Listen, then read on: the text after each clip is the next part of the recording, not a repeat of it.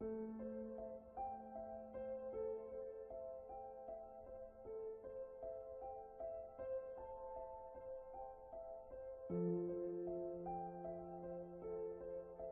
might ask yourself why the orders we showed in part 1 are so important for our fall of the Cabal. Well, you know the expression, know thy enemy? In order to understand the magnificence of their elite plan and the magnitude of their evil intent, we must first identify whom we are dealing with here. There is so much misinformation going around, not only on the internet, but also in our history books. That, by the way, were never written by neutral observers, but always by the winners. If you don't understand where the Cabal comes from, how far back they go in history, if you don't know how we were led to believe that all of these orders and movements were separate entities that came and went in history, independently and rather harmlessly, then you will most certainly not understand nor believe the true identity of the Cabal. You will miss the fact that we find ourselves at the final stage of their master plan. And if you don't fully comprehend in which danger we find ourselves, you will not know what to do at the moment suprême.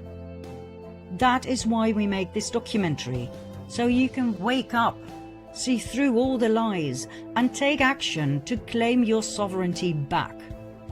That's when you'll understand what we said in the previous series.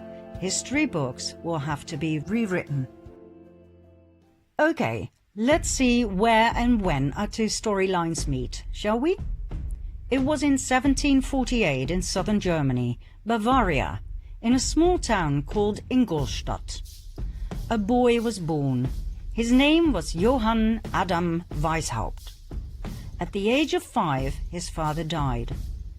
The Jesuits took him under their wings and groomed Adam, who turned out to be a highly intelligent and strong-minded individual, to become a professor in canon law at the Jesuit University of Ingolstadt.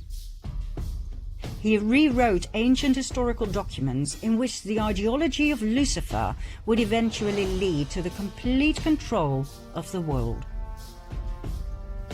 In 1773, a secret meeting took place between Meyer Amschel Rothschild and a select group of 12 elite Khazarian bankers and businessmen. Remember Rothschild, key player in our first storyline? The excessively wealthy and powerful Ashkenazi Khazarian banker from Frankfurt? Well, Rothschild proposed to join forces and riches with the purpose of world dominance. He had set his eye on Adam Weishaupt, who would be perfect to implement their plans in practice and run their organization. And so, on May the 1st, 1776, Adam Weishaupt founded the Bund der Perfektibilisten, the Order of the Perfectionists, later to be called the Order of the Illuminati. It was the fusion of the financial empire of the Rothschilds and the wealth and power of the military order of the Jesuits. Their goal? The creation of a world government and world dominance. Although Weishaupt's name is commonly known among those who study this material, not many people are aware of the fact that he based his Order of the Illuminati on ancient documents, one of which was a letter that was given to him by Rothschild. This letter, referred to as the Constantinople letter, was old and of extreme value to the Ashkenazim. It was 287 years old, written in 1489 by the Nazi, the chairman of the Jewish High Council in Constantinople, as a response to an outcry for help by the head of the Ashkenazi Jews in France. Remember the Khazarians who had fled Russia and who had changed their name to Ashkenazi Jews? They now felt threatened by the other ethnic groups in France. The king had even told them they had to convert to Christianity. The reply of the Nazi in the Constantinople letter was as follows. As for what you say that the King of France obliges you to become Christians, do it. since you cannot do otherwise, but let the law of Moses be kept in your hearts. As for what you say about the demand to despoil you of your goods, make your sons merchants, that little by little they may despoil the Christians of theirs. As for what you say about their making attempts on your lives, make your sons doctors and apothecaries, that they may take away Christian lives. As for what you say about their destroying your synagogues, make your sons canons and clerics, in order that they may destroy their churches.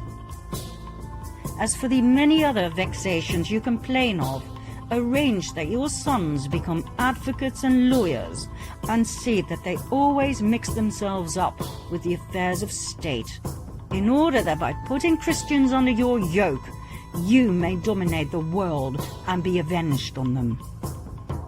Do not swerve from this order we give you, for you will find by experience that, humiliated as you are now, you will reach the actuality of power.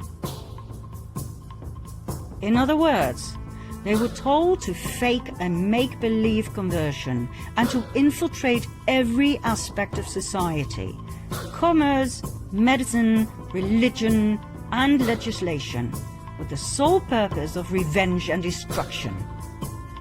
How Khazarian. Adam Weishaupt founded the Order of the Illuminati in 1776, financed by the Rothschilds, based on this letter, that, by the way, was based on an even older document, more about which in part 4. 1 year later, in 1777, Weishaupt joined the Grand Orient Masonic Lodge. He made over 2,000 Jesuits head of the many lodges across the world, thus establishing a massive empire of power, in which the Jesuit order was the spider in the web. Weishaupt then officially left the Jesuit order, so that no suspicion would ever be drawn to the involvement of the Roman Catholic Church and the Jesuit Council in the illustrious plans of the Illuminati.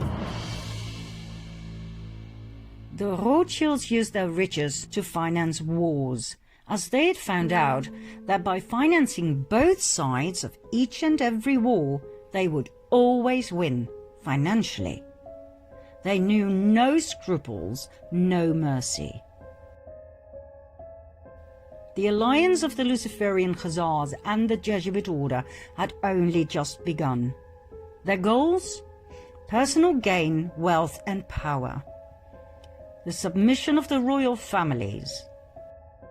The annihilation of the infidels. Protestants, Calvinists, atheists, Muslims, Jews, in other words, the destruction of all religions except the Roman Catholic faith. The destruction of all governments, world dominance of the Pope, and revenge.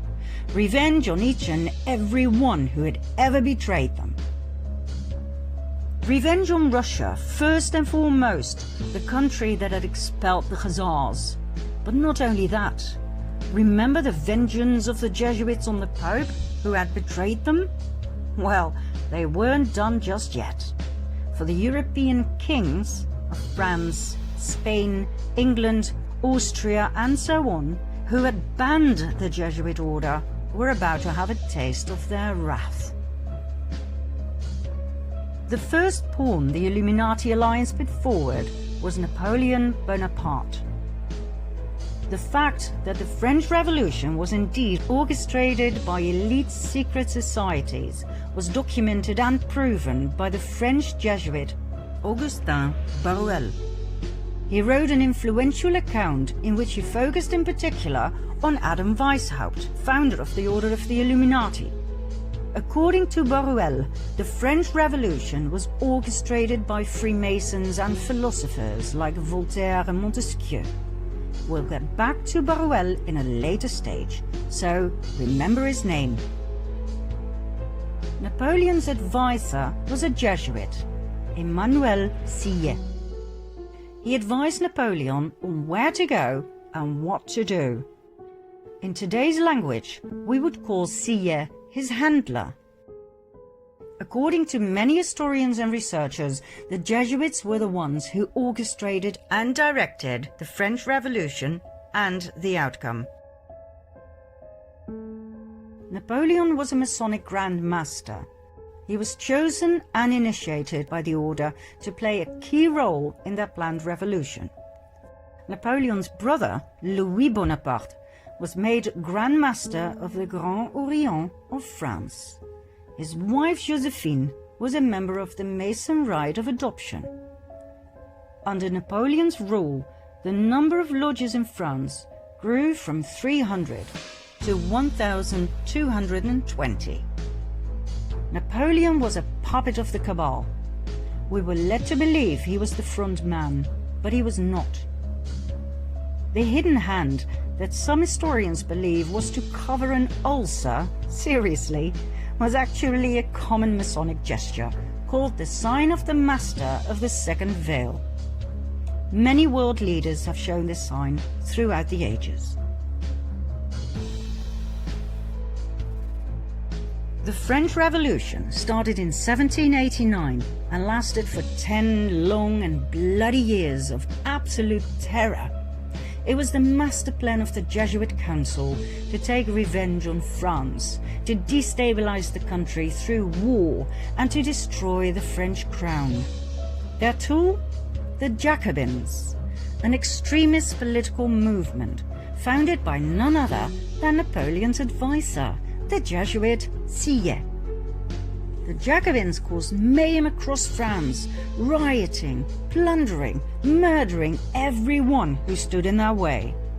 They left behind a trail of death and destruction wherever they went. The Jesuit plan worked. The guillotines worked overtime.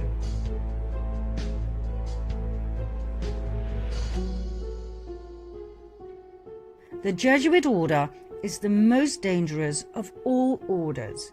It has caused more harm than all other orders.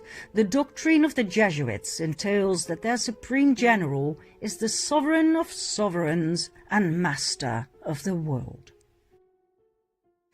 After the French Revolution had ended, the Napoleonic Wars started. They caused even more instability and destruction, not only to France, but to the many countries Napoleon invaded: Austria, Russia, England, Prussia, Portugal, and Spain, where the royal family was kicked out and Napoleon's older brother was put on the throne. Each and every country that had once banned the Jesuit order and the Khazarian Ashkenazi Jews was now in ruins. This was one of the order's most dominant passions: revenge. During the Napoleonic Wars, the Illuminati alliance deployed their most successful strategy. They financed both the French and the English army. It simply didn't matter who won. War was an absolute revenue model. It was the Duke of Wellington who fought Napoleon and who defeated him at the Battle of Waterloo in 1815. Nathan Rothschild, a brilliant and ruthless businessman, had his spies at Waterloo, and he had a private courier system, as he knew that fast communication was vital in business. When it was clear that Napoleon had been defeated, the message was immediately sent to Rothschild, who received the news 2 days prior to anyone else. He then made a brilliant move at the London Stock Exchange. Instead of buying English bonds, the gilts, he sold those he had. The other traders noticed and drew the erroneous conclusion that Napoleon must have won the war. They immediately sold their bonds as well, causing the gilt price to drop dramatically. That was the moment Rothschild made his move. He bought all the gilts he could lay his hands on at a very low price. By the time the others had noticed and frantically started buying again, Nathan Rothschild was excessively rich. The King of England, George III, was now heavily indebted to Nathan Rothschild, who had financed his wars. Not only had the king to pay back his debts, he had to pay interest on top of it. He was now in the pocket of the Rothschilds. I care not what puppet is placed on the throne of England to rule the empire. The man who controls Britain's money supply controls the British Empire, and I control the money supply. Next, 1914. The Illuminati alliance, that we shall refer to as the Cabal from now on, simply because it's short and to the point, caused World War I, a war initially solely between Austro-Hungary, a dual empire of Austria and Hungary on the one side, and Serbia on the other. What happened?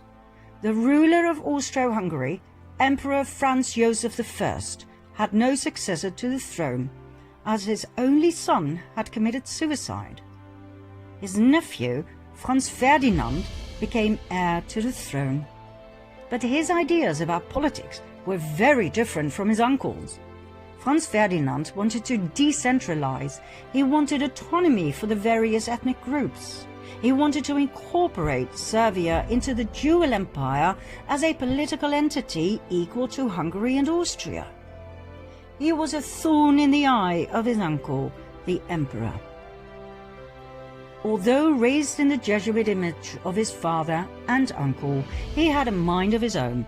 He refused to adopt his uncle's political vision, and he married the woman he loved, which was so not done within the elite. At the time of extreme internal unrest, the emperor sent his nephew to the border with Serbia, where he and his wife Sophie were murdered. According to the official narrative, it was the Serbian Gavrilo Princip who pulled the trigger, and so Austro-Hungary declared war on Serbia. Germany joined forces with Austro-Hungary. England, France, Russia, and later Italy, Romania, Bulgaria, and former Turkey, the Ottoman Empire, came to the aid of Serbia. We all know the results. 4 horror years in trenches, 9 million killed. Germany was in ruins, and that was precisely what the Jesuits had aimed for, as Germany was mostly Protestant. You may remember what it said in the Jesuit oath about Protestants. They would do absolutely anything to destroy their horrible race forever. Some historians may question or even deny the Jesuit background of the rulers of Austro-Hungary, which is odd, as they were prominent members of several Jesuit suborders, such as the Supreme Order of Christ. Emperor Franz Joseph was so high up in the Jesuit council that he was authorized to grant titles such as Prince and Grand Master. In 1880, for instance, he granted this title of Prince of the Holy Roman Empire to the Grand Masters of the Order of Malta. He even founded his own order, the Imperial Austrian Order of Franz Joseph. I promise to go deeper into these orders, plus the evidence of their Jesuit connection, in a later episode. For now, we'll leave it here, as we don't want to get lost in history. After all, we still have to cover the Russian Revolution and World War II in a way it wasn't brought to you in school, I promise.